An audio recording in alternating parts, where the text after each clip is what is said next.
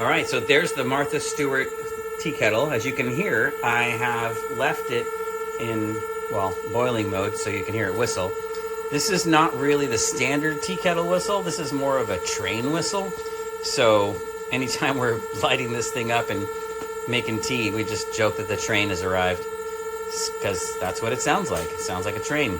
Now, you would think, okay, that's cool. Got a cool train whistle. Let me just go ahead and pour some of my drink out of there. No, you can't. You have to flip this up, or look what happens. It just starts pouring everywhere. So you have to flip that up before you pour it.